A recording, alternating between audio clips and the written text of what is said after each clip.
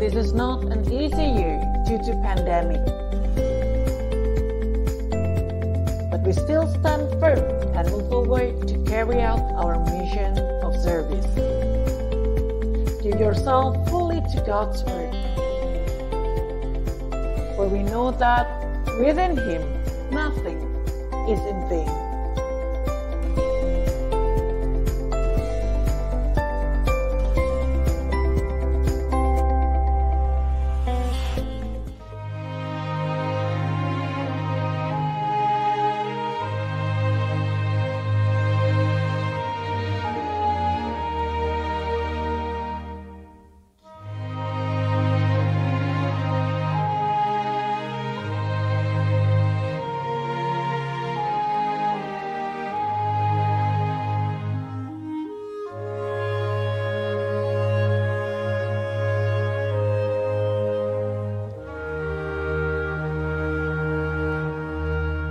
Selamat pagi jemaat sekalian.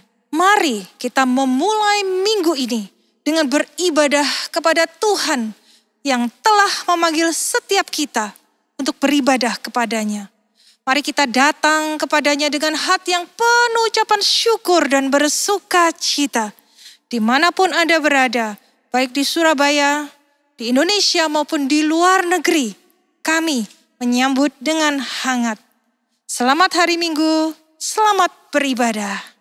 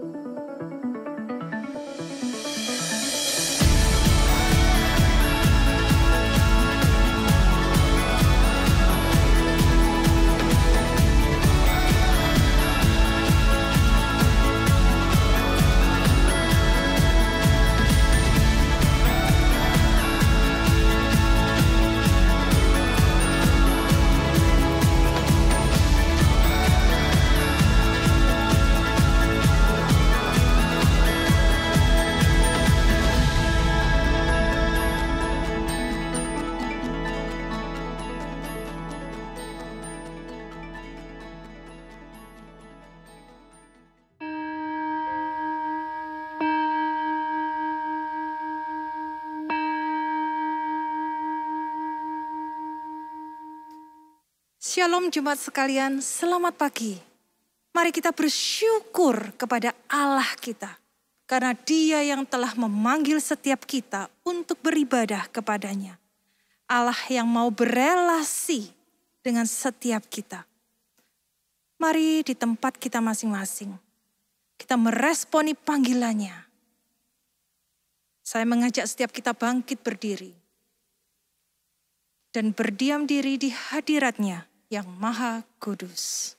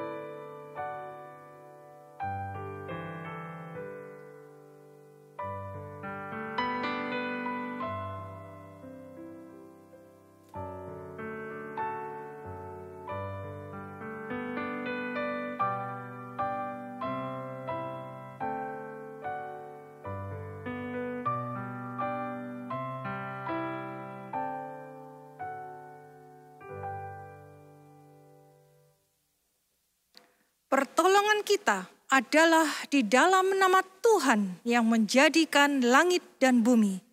Turunlah atas kita sekalian damai sejahtera dari Allah Bapa, Allah Anak, dan Allah Roh Kudus. Amin.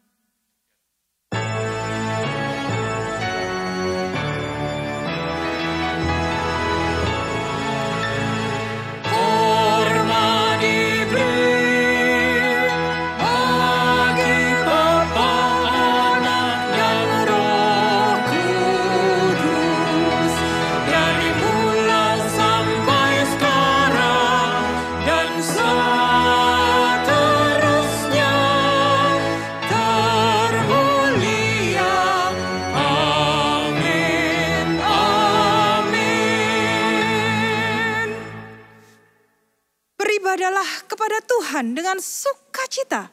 Datanglah ke hadapannya dengan sorak-sorai. Ketahuilah bahwa Tuhanlah Allah. Dialah yang menjadikan kita dan punya dialah kita, umatnya dan kawanan domba gembalaannya. Masuklah melalui pintu gerbangnya dengan nyanyian syukur, ke dalam pelatarannya dengan puji-pujian. Bersyukurlah kepadanya dan pujilah namanya, sebab Tuhan itu baik, kasih setianya untuk selama-lamanya, dan kesetiaannya tetap turun-temurun. Amin. Mari kita bersyukur kepada Allah Sang Pencipta langit dan bumi, kepada Juru Selamat semua bangsa. Kita naikkan pujian ini bersama-sama dengan bersuka cita.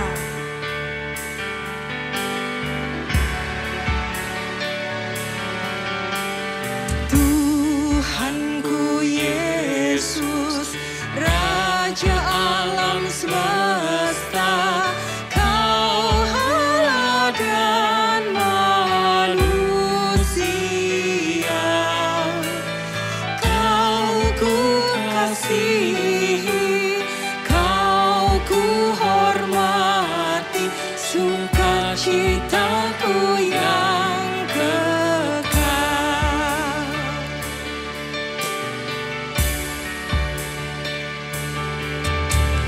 Indah padang hijau, indah hutan rimba, indah mekar bersemi.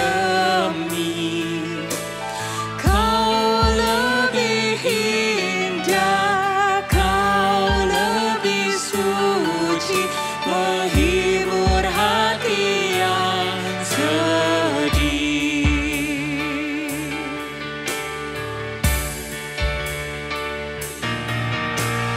Indah terang surya, indah terang bulan, dan bintang-bintang di langit.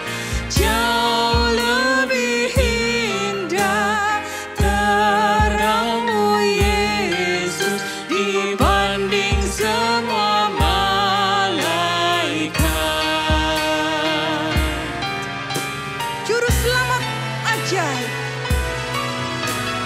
Juru selamat ajaib, Tuhan semua bangsa, Kau Allah dan manusia. Hormat dan mulia, puji dan sembah sekarang selamanya bagimu. Hormat dan mulia, puji dan sembah sekarang selamanya bagimu.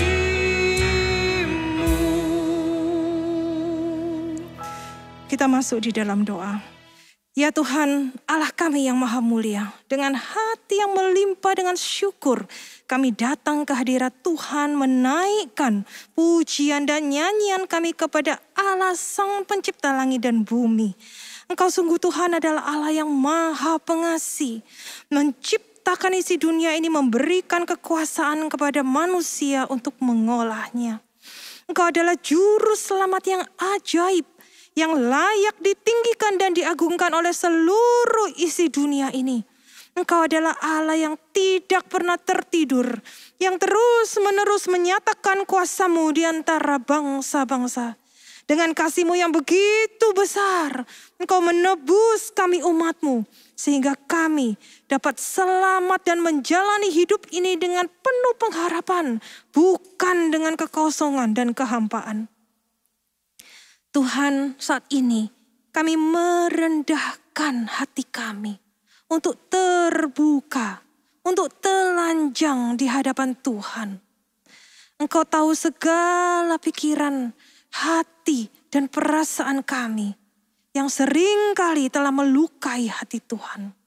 Kami seringkali tidak melatih badaniah kami untuk dapat terus beribadah kepada Tuhan setiap hari, sehingga kami jatuh ke dalam tipu muslihat iblis. Tuhan, ampunilah kami. Dan kami mohon kuatkan kami, agar kami dapat berjerih payah dan berjuang, dan menaruh pengharapan kami kepada Allah yang hidup, Juru Selamat semua manusia. Terima kasih Tuhan. Inilah doa ucapan syukur dan pengakuan dosa kami, yang kami landaskan di dalam nama Yesus Kristus, Juru Selamat kami yang ajaib dan hidup. Amin. Saudara sekalian, kita yang telah mengaku dosa, mari kita mengangkat jiwa kita untuk bersukacita kepada Tuhan. Mengapa? Karena Mazmur 86 ayat 5 mengatakan, sebab Engkau, ya Tuhan, baik dan suka mengampuni dan berlimpah kasih setia bagi semua orang yang berseru kepadamu. Jemaat dipersilakan duduk. Sungguh tidak ada Allah yang seperti Engkau, ya Tuhan. Tidak ada seperti yang Engkau perbuat. Segala bangsa Kau jadikan akan datang sujud menyembah di hadapan Tuhan dan memuliakan nama Tuhan. Sebab Engkau besar dan melakukan keajaiban-keajaiban. How great is our God. Mari bersama paduan suara cherubim dari GKA Gloria Pacar, kita bersama-sama pujikan lagu ini.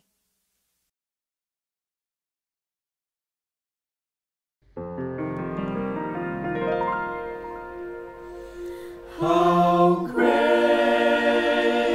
is our God. How great is our God. How great is our God.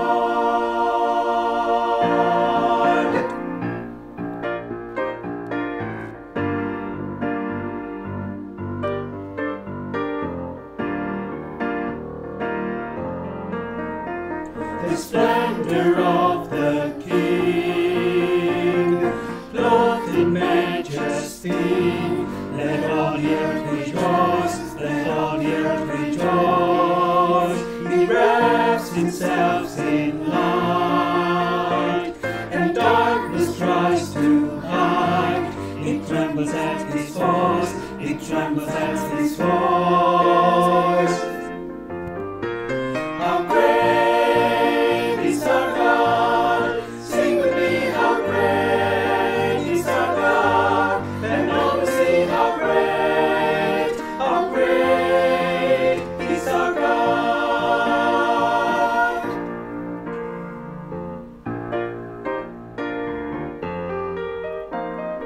Edge to edge he stands,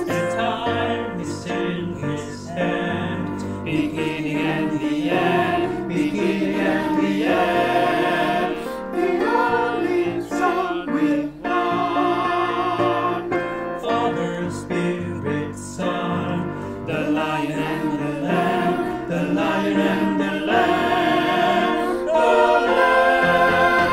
How great is our God. Sing with me, how great is our God. And oh, say how great is our God.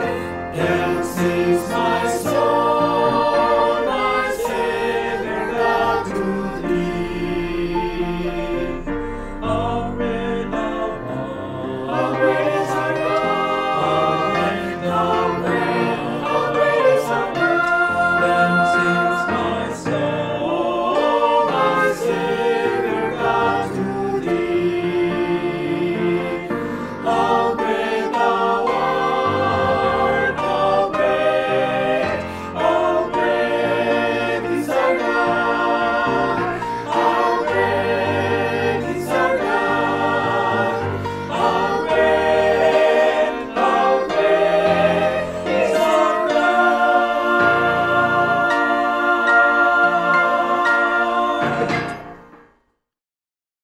Sungguh Engkau adalah Allah yang besar, yang telah melakukan perbuatan-perbuatan-Mu yang ajaib. Engkau adalah Allah yang benar dan hidup kami bersyukur kepadamu Tuhan. Karena Engkau yang memegang kami di setiap musim hidup kami. Baik ketika di musim hujan berkat, ataupun musim kemarau yang panjang yang melelahkan. Engkaulah yang menolong dan menghibur kami di setiap musim kami.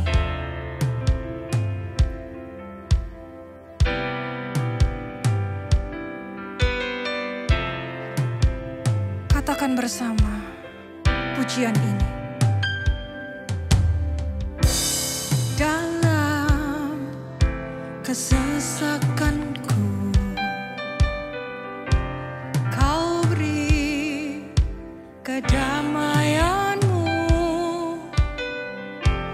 Dalam keraguan, ku temukan wajah-Mu.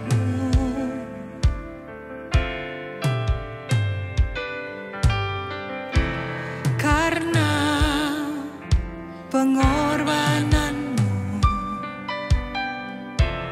Kau jadikanku baru. Sungguh ku terkagum, amanku di dalam-Mu, Yesus. Kau membuatku sesuai rencana-Mu. Kau memegang setiap musim hidupku. Ku serahkan semua kekhawatiranku. Ku milik-Mu, ya Tuhan. Karena pengorbanan-Mu, Kau jadikanku baru. Sungguh ku terkagum, amanku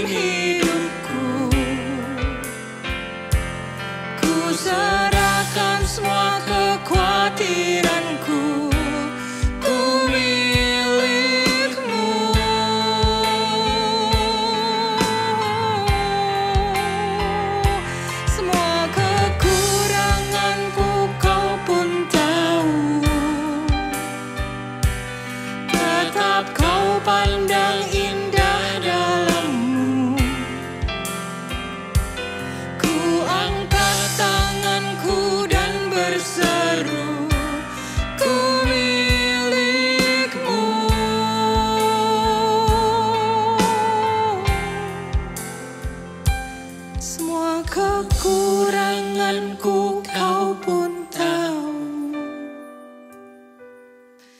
Tetap Kau pandang indah dalammu. Terima kasih Tuhan. Ku angkat tanganku dan berseru, Ku milik-Mu. Terima kasih Tuhan, bila saat ini kami boleh memuji Tuhan. Engkau memegang kami di setiap musim kami. Ketika kami mengalami berkat Tuhan, ketika kami mengalami sukacita Tuhan, kami bersyukur Engkau yang memberikannya kepada kami.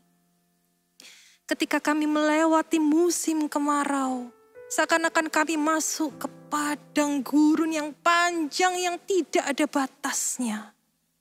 Kami lelah, kami letih, kami capek Tuhan. Dan Engkau pun ada di sana. Karena Engkau yang menciptakan kami. Engkau tahu kekurangan kami dan Engkau mengampuninya dan Engkau memandang indah kami karena Yesus yang menebus kami. Terima kasih Tuhan.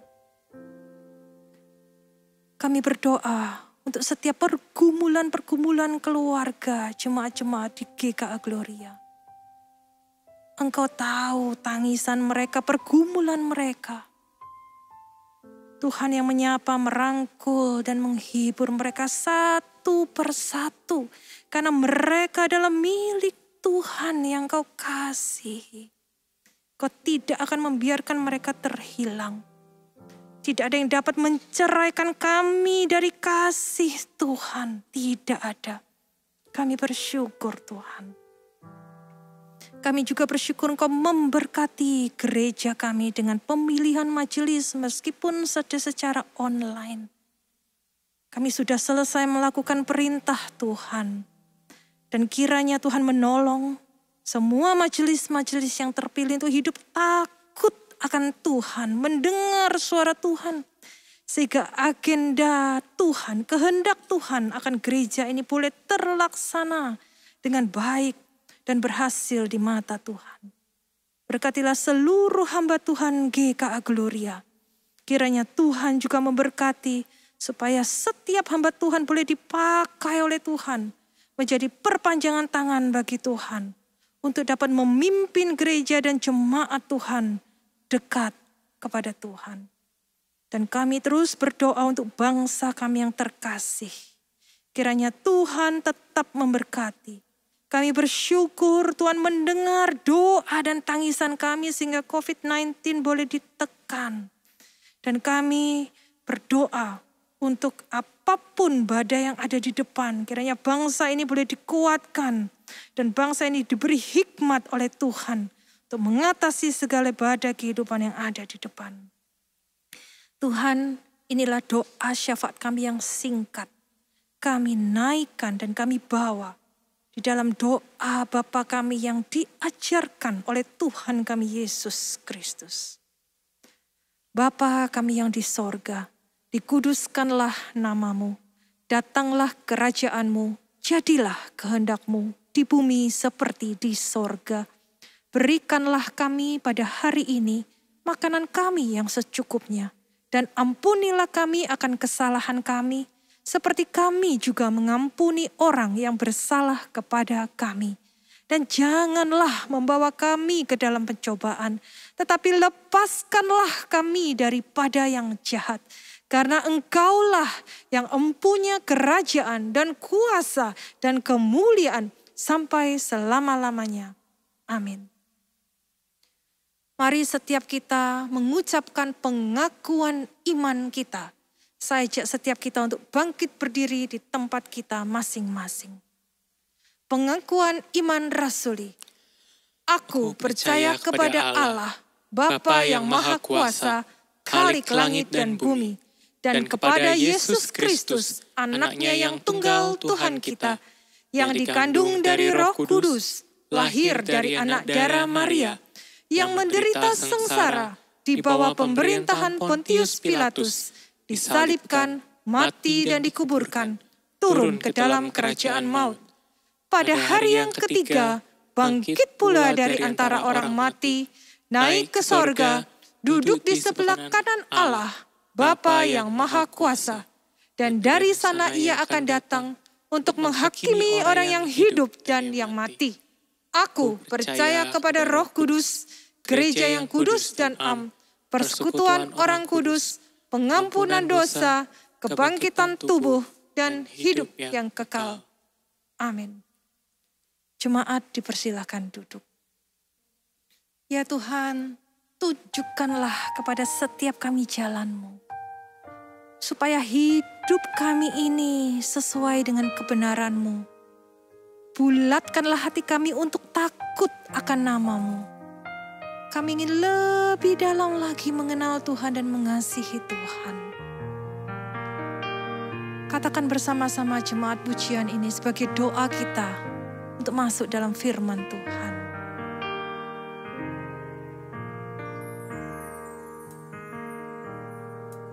Satu hal yang ku rindukan ya Tuhan, selalu berada di dekat-Mu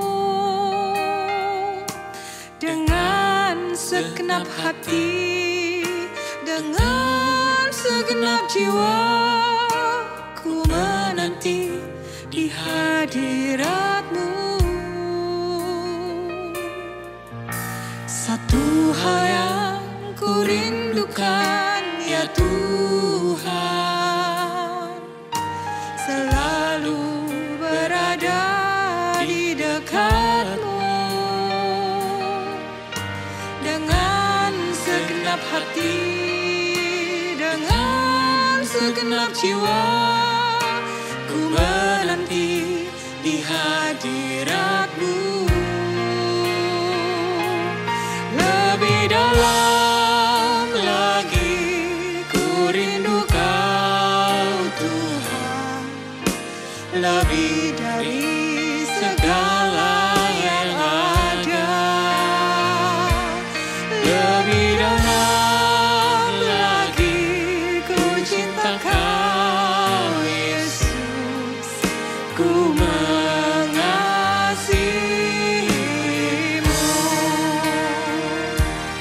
Lebih dalam lagi,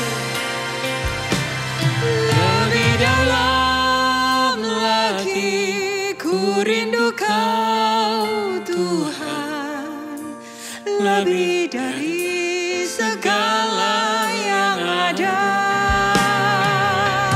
Lebih dalam lagi ku cinta Kau Yesus, ku mengasihi-Mu.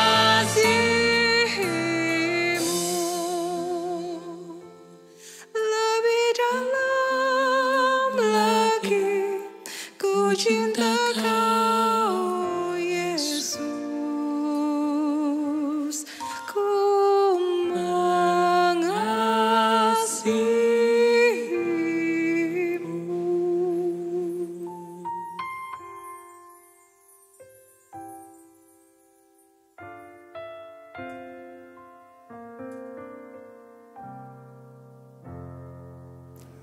Jemaat yang dikasihi Tuhan, secara khusus pada saat ini kita akan memikirkan mengenai satu bagian daripada firman Tuhan yang memang sesuai dengan rencana yang diberikan oleh majelis gereja dan pimpinan gereja ini, yaitu untuk kita memikirkan mengenai satu tema, jangan salah memilih prioritas.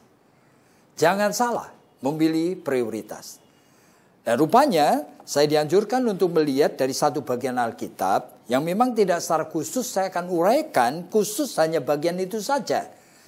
Yaitu terambil dari Markus pasal yang ke-7. Dan sebelum kita membaca kita akan mohon pimpinan Tuhan.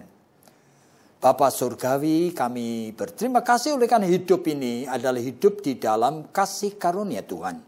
Sehingga kami sudah lagi berpikir dengan pikiran-pikiran kami, mengambil keputusan dengan pertimbangan kami sendiri, tapi kami mencoba untuk berpikir dengan pikiran yang Engkau sudah sediakan bagi kami.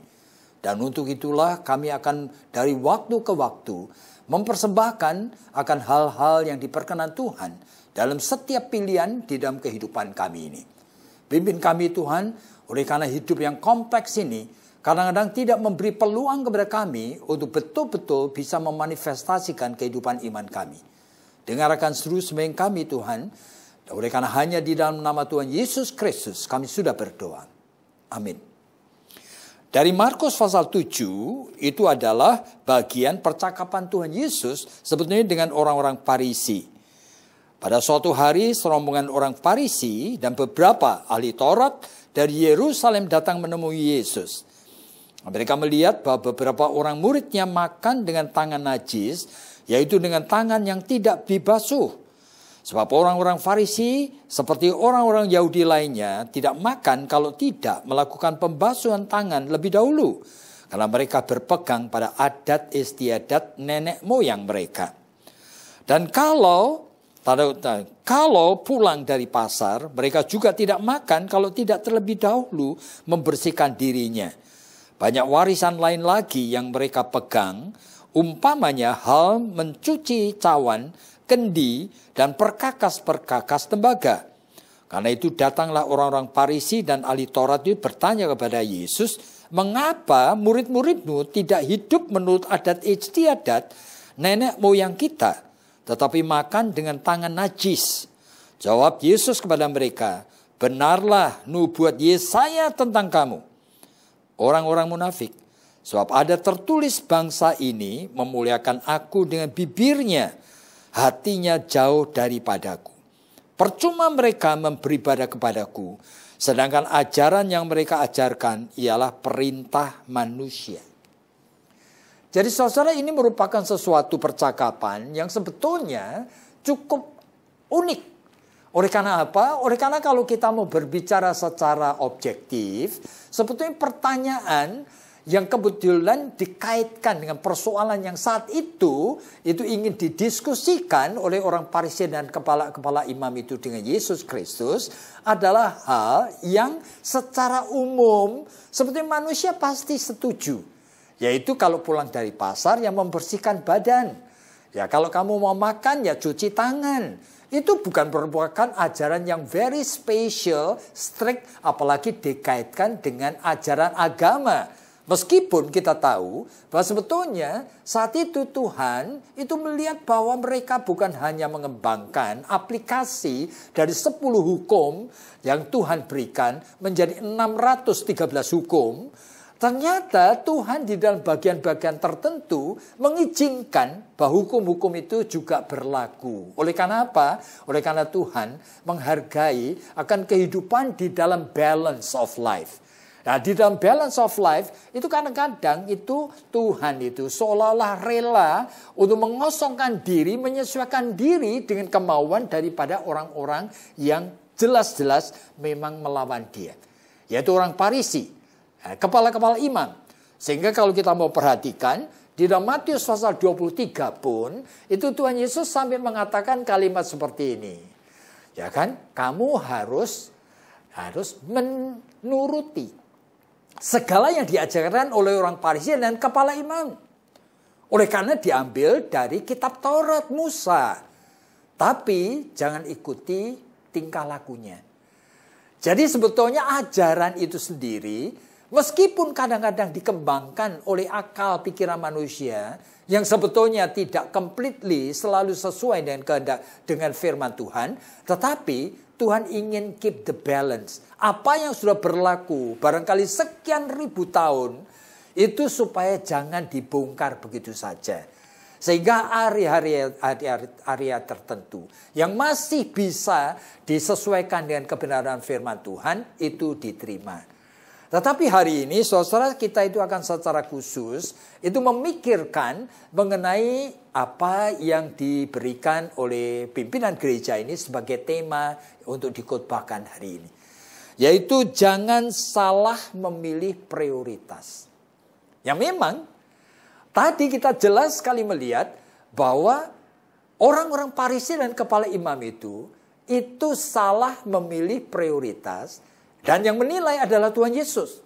Sampai mengatakan oleh karena kamu salah memilih prioritas, sehingga kamu itu sebetulnya menjadi orang munafik. Hal yang sekunder, kamu jadikan primer. Hatimu jauh dari Tuhan. Dan kita ingat bukan, ini merupakan bukan hanya kelemahan Farisi dan kepala iman, Saduki sekalipun, tapi kelemahan kita semua. Saudara, di dalam suratnya Tuhan Yesus kepada jemaat di Efesus, itu 1 dari 7 surat yang dituliskan di dalam Wahyu pasal yang kedua, itu sebetulnya merupakan manifestasi daripada realita akan kemunafikan yang kita tidak sadari. Memilih akan prioritas yang keliru. Yaitu jemaat Efesus adalah jemaat yang baik. Sampai Tuhan itu memberikan pujian. Dan dia mengatakan, aku memuji engkau. Oleh karena kamu tekun dan tidak mengenal lelah. Dari 1 jemaat, kamu menjadi 7 jemaat. Berarti kamu giat sekali mengabarkan Injil. Aku memuji engkau. Engkau tidak pernah mengenal lelah. Sehingga engkau mungkin melakukan suatu discipleship yang begitu tekun. Sehingga seluruh jemaat itu tahu kalau ajaran Nikolaus yang tidak benar itu, yang sesatnya mungkin sedikit sekali, tapi tidak sesuai dengan ajaran para rasul. Langsung kamu tahu, bisa mendeteksi. Berarti ini jemaat yang sudah terlatih dengan discipleship yang baik. Aku memuji kamu. Bahkan Yesus Kristus mengatakan dalam suratnya, aku memuji engkau oleh karena apa? Engkau rela menderita oleh karena namaku. Ajaib sekali. Jadi ada jemaat yang bisa rela, betul-betul rela memikul salib oleh karena dia menjadi orang Kristen. Tetapi pujian-pujian dari Tuhan seperti ini kemudian dilanjutkan dengan satu kalimat dari Tuhan Yesus sendiri. Sayang sekali, engkau tidak mencintai aku lagi. Engkau sudah kehilangan kasihmu yang semula terhadap aku. Oleh sebab itu jika engkau tidak bertobat. Nah, ini kata-kata Tuhan. Berarti ada waktu mereka tadinya sungguh setia memilih prioritas yang tepat. Tapi prioritas yang tepat itu dengan berjalannya waktu sudah menggeser mereka dan bahkan menjebak mereka, membelenggu mereka, akhirnya diperbudak seolah-olah mereka itu menjalankan apa yang Tuhan kehendaki. Padahal semua tingkah laku agamawi yang baik itu adalah merupakan kesempatan untuk mendemonstrasikan hubungan pribadi. Berarti untuk mendemonstrasikan cintanya mereka kepada Allah di dalam Tuhan Yesus Kristus. Tetapi justru yang menjadi esensi, yang menjadi prioritas ini bisa hilang. Jadi saudara perlu sekali kita itu belajar untuk bisa memilih prioritas yang tepat. Tetapi di dalam kehidupan ini, ternyata prioritas itu tidak mudah untuk begitu saja kita pilih. Kita percaya sebagai orang Kristen kita adalah milik Tuhan. Dalam 1 Korintus pasal 6 disebutkan engkau sudah ditebus. Dibeli dengan harga tunai. Hidupmu bukannya milik kamu lagi. Melainkan Kristus. Sehingga seorang yang bernama Abraham Kuyper itu sampai mengatakan kalimat ini. There's not even a square inch. Satu bagian kecil in the domain of human existence. Di dalam area kehidupan manusia Kristen ini. Di mana Jesus Christ itu will not say that is mine. Nah, Yesus Kristus tidak akan mengatakan itu milikku. Semuanya milik Tuhan. Ada seorang hamba Tuhan mengatakan dengan kalimat yang tepat. If Christ is not the Lord of all. Jikalau Kristus itu bukan Tuhan atas segala sesuatu. He is not the Lord at all. Dia bukan Tuhan yang sesungguhnya. Oleh karena segala sesuatu termasuk makan, minum. Bahkan pada saat kita mencuci akan piring dan panci. Martin Luther mengatakan even washing pot and pan. Itu adalah worshiping to God. Sehingga hatimu, pikiranmu itu adalah untuk memuliakan Tuhan. Jadi hidup yang seperti ini, itu adalah hidup yang sudah dianugerahkan. Dan untuk memenuhi seperti itu, Allah sudah memberikan melalui Tuhan Yesus Kristus penyertaannya. Dia dikatakan bahwa kamu itu punya tubuh adalah rumah roh. Roh Kudus diam di dalam kamu. Sehingga tidak ada excuse lagi untuk kita mengatakan, saya tidak bisa. Tidak ada excuse lagi. Oleh karena Roh Kudus sudah bersama dengan kamu. Tetapi realitanya. Jadi realita kehidupan sebagai anak Tuhan. Yang sudah ditebus dengan darah Kristus. Sudah menerima kelahiran baru. Yaitu kasih karunia dari Tuhan. Ternyata tidak otomatis mengubah kita. Oleh karena apa? Nah, oleh karena kasih karunia yang Tuhan berikan. Itu masih merupakan suatu misteri. Yang belum kita alami, kita belum rasakan. Kita belum completely mengerti. Dan kondisi seperti ini Allah itu tahu. Jika Allah memberikan anugerah yang kedua yaitu iman. Supaya iman itu mengerjakan keselamatan yang sudah ada, yang sudah diberikan Tuhan di dalam diri kita. To work out salvation itu. Tetapi with fear and trembling. Berarti dengan ketakutan dan gemetar. Kenapa begitu? Filipi pasal 2 ayat 12. Oleh karena ternyata membutuhkan sekali akan keberanian untuk menyangkali diri. Keberanian untuk memikul salibnya. Keberanian untuk menurut completely apa yang Tuhan mau.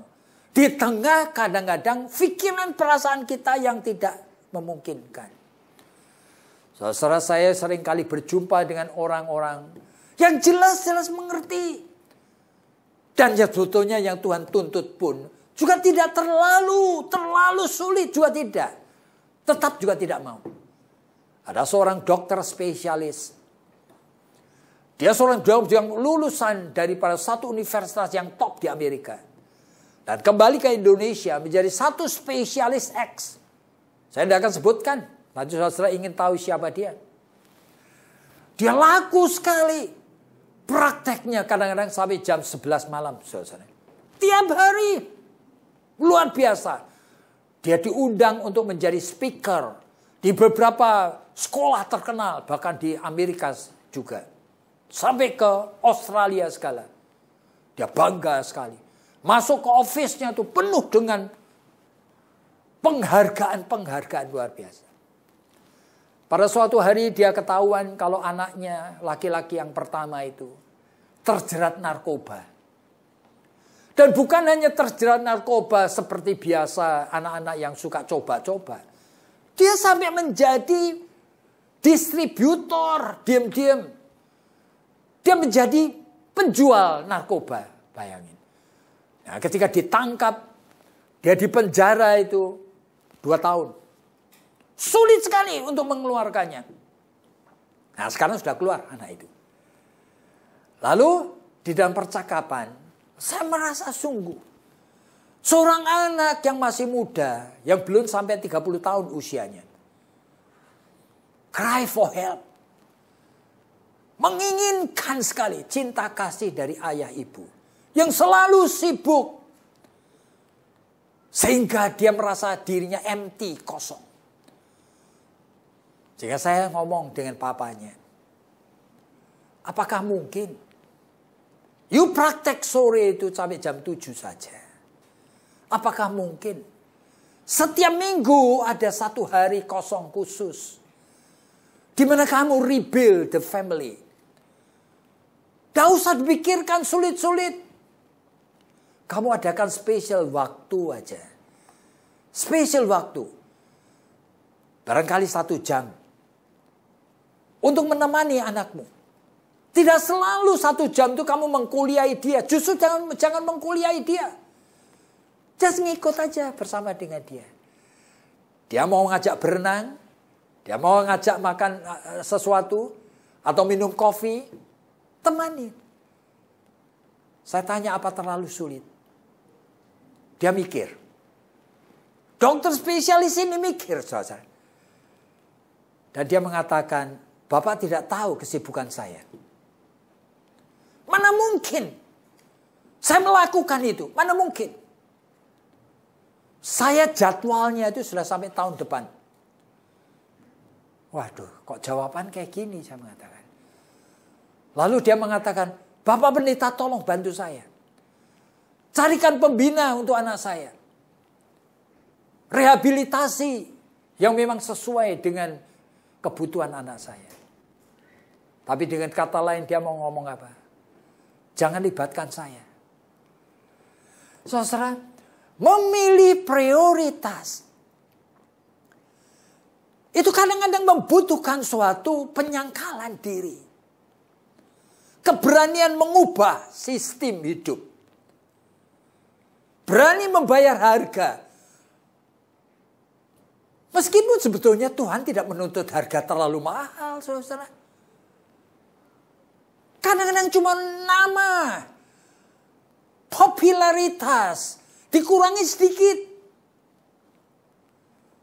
Untuk hal yang seperti itu pun, saudara, banyak orang tidak rela. Saya akan turunkan sedikit ya. Saya menjumpai satu keluarga yang terus bertengkar. Suaminya itu ketahuan selingkuh, saudara. Melalui suatu proses percakapan sampai 3-4 kali pertemuan. Sederhana sekali. Saya cuma minta dengan sangat. Untuk memulai mencipta suatu sistem kebersamaan di rumah. Saya cuma ngomong, apakah bisa dalam 1 minggu ke depan ini, setiap malam kalian makan malam itu bersama-sama. Dan ingat, pada saat bersama-sama makan, apakah bisa kalian membaca 1 ayat, lalu dibicarakan bersama-sama. Lalu meminta pertolongan Tuhan, supaya kalian itu bisa mulai mengatakan apa yang kami pikirkan dan rasakan. Khususnya mengenai ayat itu. Nah, saya tanya, apakah itu too much? Suaminya memandang istrinya, istrinya memandang suaminya. Mereka mengatakan, ya saya akan coba. 2 minggu kemudian kita ketemu lagi. Saya tanya, apa yang sudah terjadi? Apa kamu sudah mulai setiap malam itu makan bersama-sama? Mereka berdiam. Istrinya mulai mengatakan, kami kalau buka toko itu kadang-kadang kan sampai jam 10. Pernah 1 kali, yaitu kami lakukan, tetapi kemudian kami malah bertengkar. Oleh karena saya minta dia itu yang mulai baca Alkitab, dia tidak mau. Waduh. Saya sudah ingatkan. Apakah mau? Jikalau ini merupakan kebutuhan seluruh keluarga, supaya kalian itu adakan waktu spesial untuk makan bersama. Untuk makan bersama. Membaca 1 ayat. Lalu masing-masing silakan ngomong apa yang kalian pikirkan.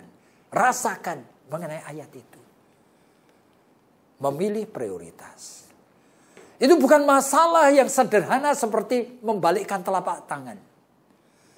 Oleh karena kita ternyata sudah terbelenggu dengan sistem pola pikir, kebiasaan, perasaan dengan kerja-kerja tertentu. Ada banyak orang yang lahir daripada keluarga yang memang modalnya kecil sekali.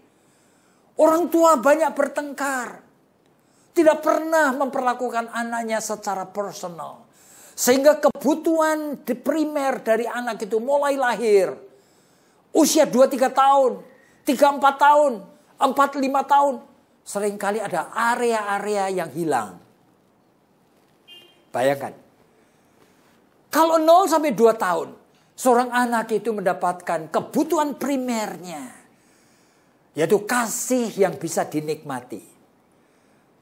Belayan, pelukan dari ayah dan ibu yang bisa dinikmati. Suasana Roma yang aman, damai, sejahtera. Usia 0-2 tahun anak belum berpikir seperti kita. Tetapi membentuk pola-pola. Yaitu responnya terhadap manusia. Kalau kedua orang tua bertengkar, seringkali omongannya tidak enak didengar. Bahkan merasa terganggu kalau anak itu bangun barangkali jam 2 pagi. Caranya mengganti popok. Caranya memberikan air susu. Dengan kasar dan bukan dengan cinta kasih. Maka anak itu membuat reaksi. Pola emosi tertentu. Yaitu apa? Saya tidak suka manusia. Oleh karena manusia pertama yang hadir dalam hidup saya. Yaitu mama saya, setiap kali dekat itu aku merasa takut. Aku merasa gelisah.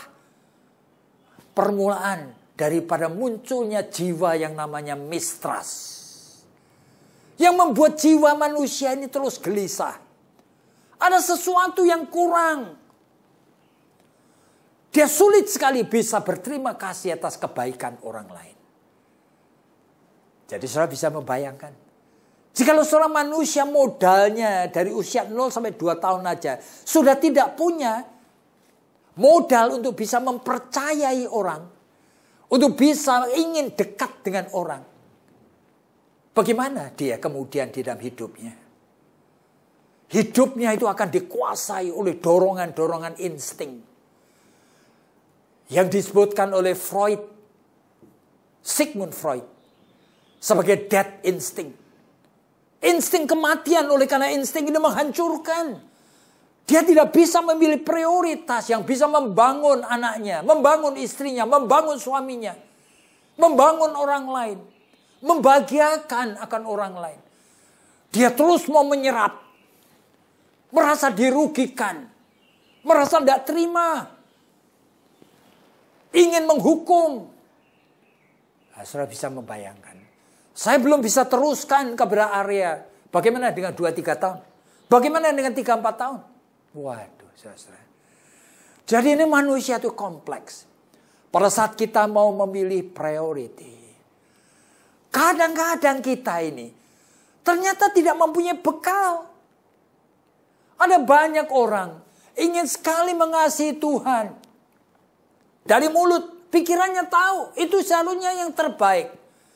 Tapi dia lahir, dibesarkan dalam keluarga yang tidak membekali dirinya untuk bisa mengasihi Allah. Loh, apa itu? Saudara J.B. Phillips itu di dalam bukunya Your God is too small. Dia mengatakan ada puluhan konsep mengenai Allah yang keliru. Yang tanpa sengaja sudah diwariskan orang tua pada anak-anaknya. Nah, kadang-kadang anak itu menjumpai orang tua yang baik sekali. Anak itu tahu persis. Papa mamanya itu maksudnya baik. Tapi aku capek mengikut kemauannya. Oleh karena sejak kecil papa mamanya itu inginkan anaknya berhasil. Sehingga apa? Terus menerus diberikan les ini, les itu. Habis pulang sekolah masih les ini, les itu. Supaya apa? Supaya punya achievement. Keberhasilan. Tapi orang tua tidak sadar. Di dalam jiwa anak ini sudah terbentuk pola tertentu. Yaitu orang tua yang mengasihi aku pun. Meskipun maksudnya baik. Tapi aku capek ngikut dia. Ini nanti menjadi dewasa. Dia menjadi orang Kristen. Meskipun tahu. Tuhan Yesus mati untuk aku. Allah itu mengasihi aku. Tapi ikut Tuhan itu capek. Oleh karena apa? Tuhan mirip papaku. Mirip mamaku. Yang selalu menuntut aku lebih daripada kemampuanku. Aku mau nurut dia sampai di sini, dia naik lagi. Sampai di sini, naik lagi dia. Tidak pernah Tuhan itu terpuaskan. Sehingga orang seperti ini menjadi orang Kristen pun. Meskipun tahu mau memilih yang prioritas, dia tetap tidak memilihnya. Oleh karena apa? Oleh karena dia sudah capek. Tidak mau berjuang hidup ini.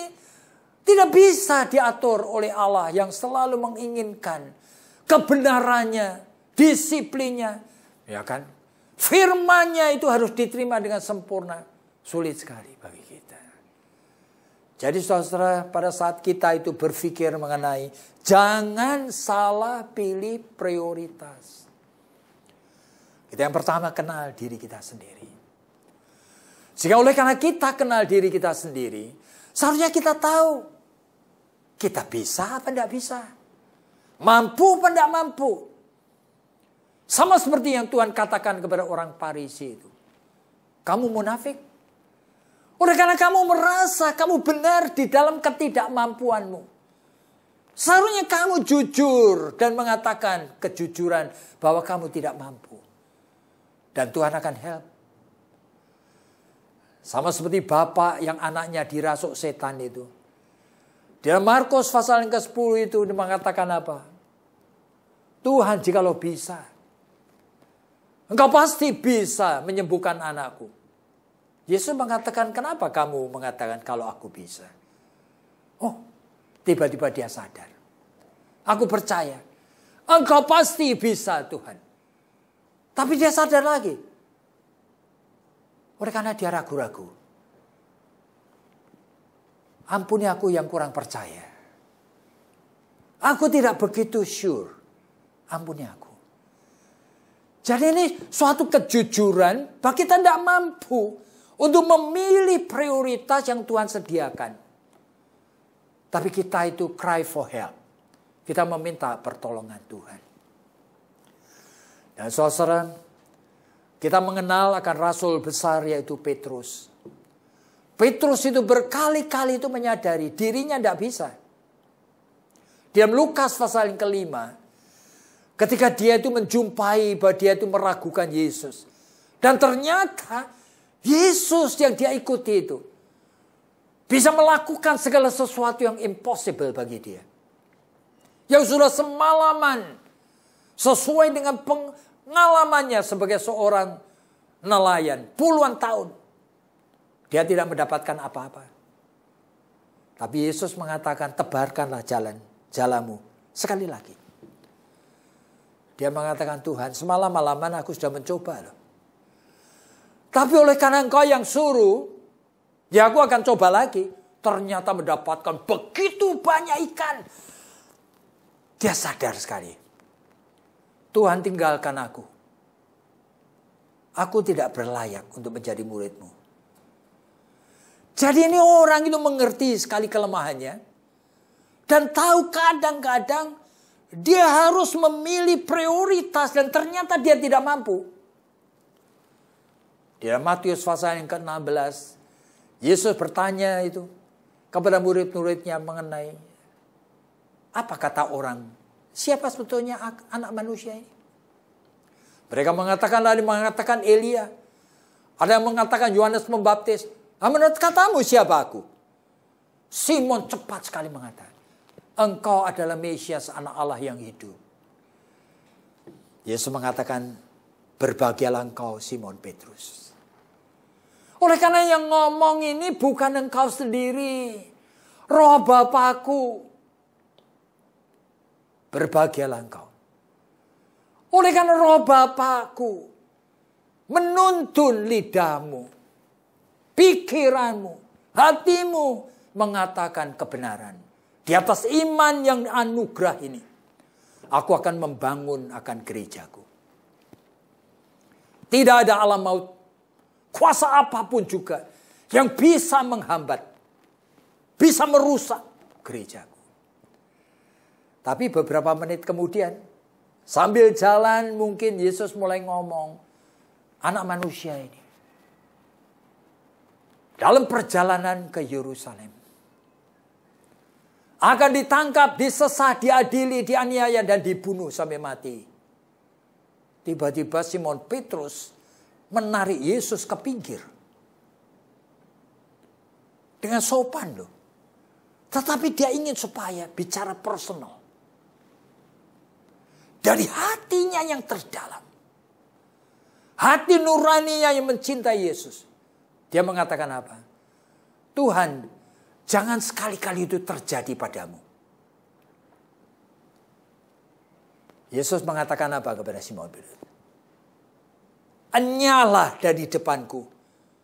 Iblis, kamu hanya berpikir dengan pikiran manusia. Bayangin. Memilih prioritas. Sampai kepada hati nurani pun kadang-kadang fail. Hati nurani ingin mencintai Yesus. Tetapi secara personal. Kekuatan natural. Ternyata tidak bisa. Ada momentum-momentum tertentu. Kita tidak mungkin memilih itu. Prioritas. Kecuali Roh Kudus menolong kita. Dengan kesadaran seperti itu, Petrus mengulang lagi kesalahan lagi dengan mengkhianati Yesus sampai ketiga kalinya. Sehingga dia tahu, tidak mungkin. Tidak ada satu orang pun yang bisa memilih prioritas yang tepat all the time.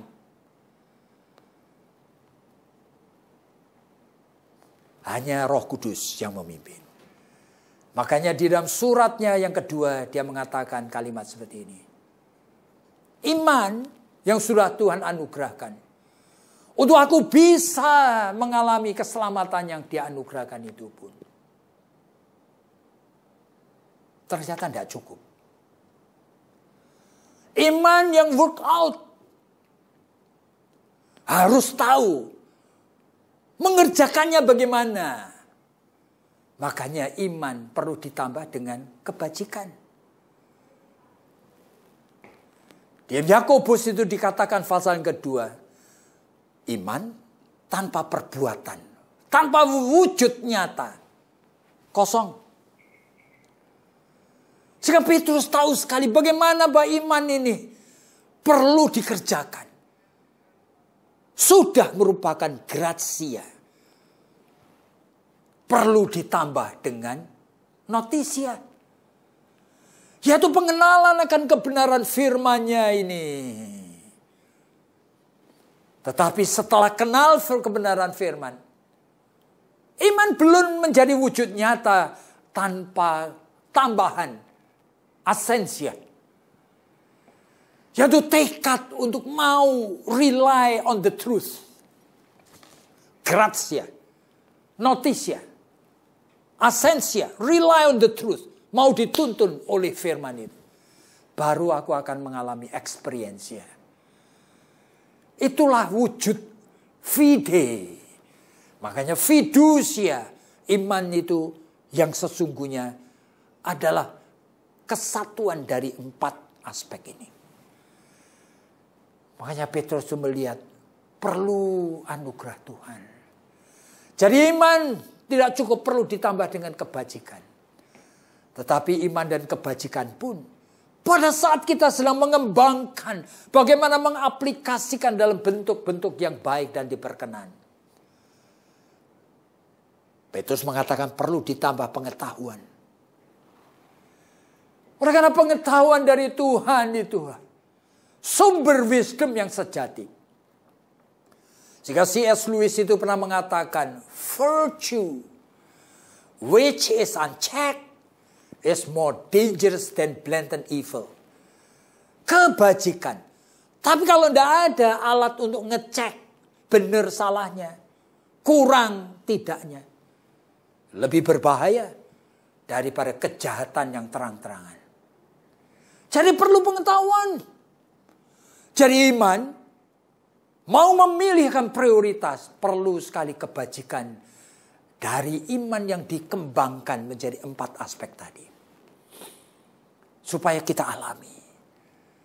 Itu pun perlu pengetahuan. Di mana kita tuh mengerti. Kebaikan yang aku lakukan sekarang itu betul buah roh. Atau sebetulnya kebaikan natural yang aku cuma ikut-ikutan. Sama seperti jemaat di Efesus tadi. Sampai mengabarkan Injil ada buahnya. Itu hukum alam. Oleh karena aku rajin. Atau itu buah roh. Bisa mendeteksi. Itu perlu knowledge. dari Tuhan. Tapi iman tambah kebajikan tambah pengetahuan itu pun perlu tambah lagi ketekunan. Oleh karena memelihara dan mengembangkan knowledge yang Tuhan beri, itu perlu ketekunan. Tidak satu kali. Pada saat kita mengaplikasikan sesuatu. Di dalam Matius pasal yang ke-15. Tuhan Yesus pernah menghardik orang-orang Farisi itu. Kamu munafik. Oleh karena apa? Oleh karena kamu memang diajar untuk mencintai Allah. Mencintai akan bait Allahnya. Sehingga memang ada aturan. Kamu memberi persembahan kepada bait Allah. Oke? Tapi kadang-kadang prioritasnya itu bukan itu. Kenapa kamu mengabaikan memberikan uang pada orang tuamu? Sehingga di dalam Matius pasal 15 itu disebutkan kalimat seperti ini. Segala sesuatu yang kamu punya, yang sebetulnya kamu sediakan untuk membiayai kedua orang tuamu. Kamu sekarang menemukan excuse, bukan? Saya sudah berikan semuanya itu kepada bait Allah. Sehingga kamu sekarang merasa tidak perlu lagi membiayai orang tuamu. Waduh. Tuhan mengatakan, kamu munafik. Jadi pada waktu tertentu, memang betul mempersembahkan uang, offering untuk Tuhan. Untuk bait Allah. Untuk gereja dan pelayanan. Penting. Tapi kamu jangan memilih prioritas yang keliru. Karena ada saat-saat bahwa itu tuh menjadi sekunder. Yang lebih penting. Nah, bagaimana kamu tahu? Jikalau kamu tidak menambahkan iman dengan kebajikan. Jikalau kamu tidak menambahkan iman kebajikan dengan pengetahuan. Jikalau kamu tidak menambahkan iman kebajikan pengetahuan dengan ketekunan. Dan itu pun Petrus sadar. Memilih prioritas. Ternyata dinamis sekali. Walk with spirit. Jika dia mengatakan. Ketekunan itu pun harus ditambah dengan kesalehan. Yaitu kesadaran diri. Bahwa aku ini secara khusus. Sedang disisihkan. Dipersiapkan. Untuk menjadi bejana di tangan Tuhan untuk pekerjaannya. Jadi mengerti diri kita ini siapa. Baru saat itulah kasih Kristus itu mulai melimpah hadir di dalam jiwaku. Oleh karena kasih Kristus mulai melimpah, aku akan dituntun memilih prioritas dalam hal apa saja. Jika segala sesuatu itu memuliakan Khaliknya. Baik makan minum. Baik pelayanan pekerjaan. Baik hubungan dengan orang tua, dengan anak, dengan suami, dengan istri. Apa saja. Kita akan memilih prioritas untuk God's glory. Karena Tuhan dipermuliakan. Melalui pemberitaan firman ini. Mari kita tunduk kepala dan berdoa. Bapa Surgawi. Tolong kami semua supaya sadar dan mengerti. Dan rela dituntun Roh Kudus. Kami memilih prioritas yang diperkenan Tuhan. Dalam setiap saat. Dalam segala hal. Oleh karena hanya dalam nama Tuhan Yesus kami berdoa. Amin. Bersyukur untuk firman yang telah dibagikan kepada setiap kita. Mari kita meresponinya dengan memberikan diri kita sebagai persembahan yang hidup. Dan uang kita kepada Tuhan. Mari kita memberikan persembahan dengan cara scan QRIS gereja masing-masing.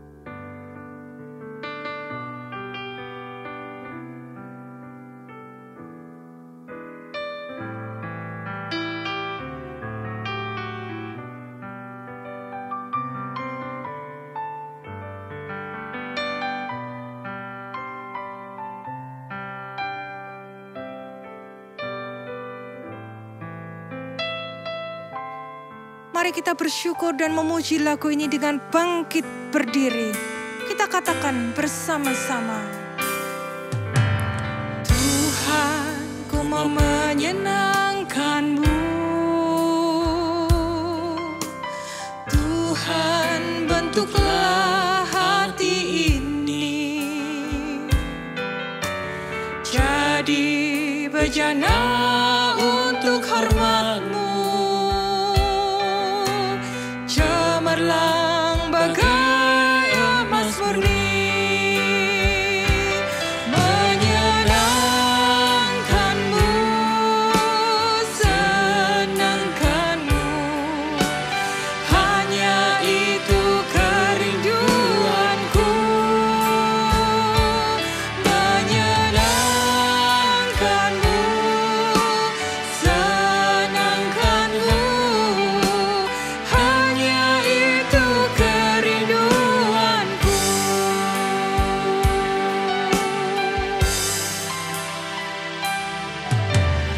Tuhan, ku serahkan hatiku, semua ku berikan padamu. Kuduskan hingga tulus selalu, agar aku menyenangkan-Mu, menyenangkan-Mu, senangkan-Mu, hanya itu kerinduanku, menyenangkan-Mu, senangkan-Mu, hanya itu kerinduanku, menyenangkan-Mu, senangkan-Mu, hanya itu kerinduanku, menyenangkan-Mu, senangkan-Mu, hanya itu kerinduanku, hanya itu kerinduanku.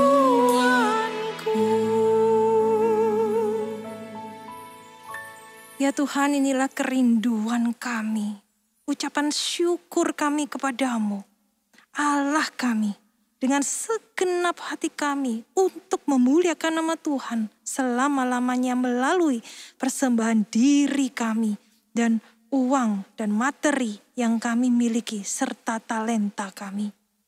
Melalui diri kami ini Tuhan, kiranya Engkau memakai setiap kami dari firman yang sudah kami dengar untuk menjadi berkat bagi rekan-rekan di sekitar kami. Ajari kami untuk kembali kepada prioritas hidup kami, menjaga relasi kami dengan Tuhan. Meskipun kami tidak melihat Tuhan secara kasat mata, tetapi inilah janji kami untuk menyenangkan Tuhan, mengasihi Tuhan, dan mau hidup dekat dengan firman Tuhan dan Allah Roh Kudus yang memimpin hidup kami. Terimalah persembahan hidup kami ini dan uang yang sudah kami berikan dengan sukacita dan rasa ucapan syukur kami. Di dalam nama Tuhan Yesus kami naikkan doa syukur persembahan ini. Amin. Bagi Dia satu-satunya Allah yang penuh hikmat oleh Yesus Kristus, segala kemuliaan sampai selama-lamanya. Amin.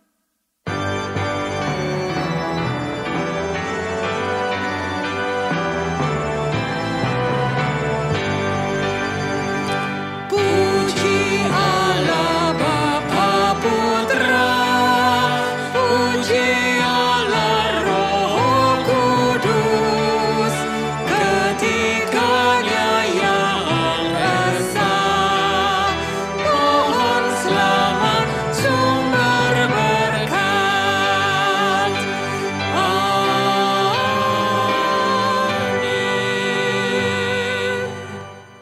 Saudaraku, mari kita bersama-sama mengarahkan hati kita kepada Tuhan dan menerima berkat yang datang daripada Allah.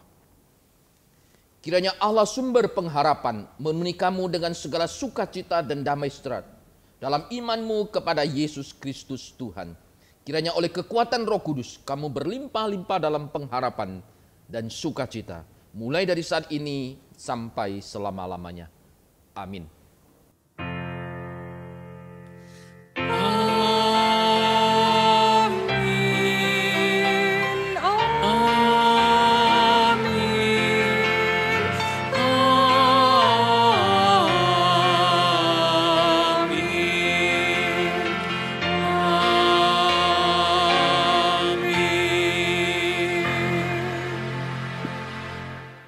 Ibadah kita sampai di sini, jemaat dipersilakan duduk.